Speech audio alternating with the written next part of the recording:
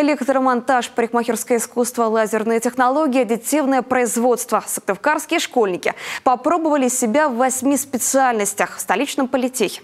Идет смена детского лагеря «Профессионалы будущего». 50 ребят от 9 до 17 лет посещают мастерские. В них побывала и Виктория Денисова. Отделяем прядь и берем ее. Берем щипцы и накручиваем на щипцы просто вот так. Теперь ждем 10 секунд.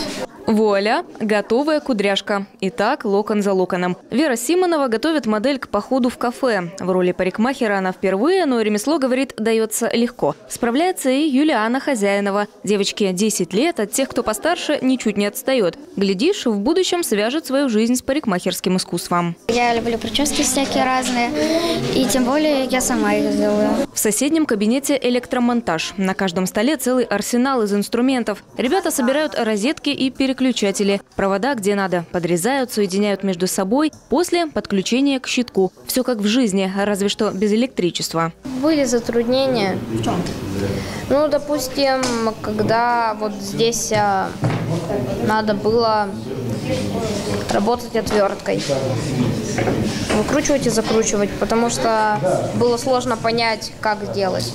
Рассказать, показать и дать попробовать сделать самому, дабы уже сейчас ребята могли представить, кем станут в будущем. В смену детского лагеря попали 50 детей. Вот уже 2 недели они постигают азы 8 профессий. А это парикмахерское дело, электромонтаж, кузовной ремонт, сварочные работы и даже аддитивные технологии. Их родители о таких даже и подумать не могли в свои юные годы. А сегодня ребята, будучи школьниками, могут примерить на себя современные и очень важные в будущем специальности.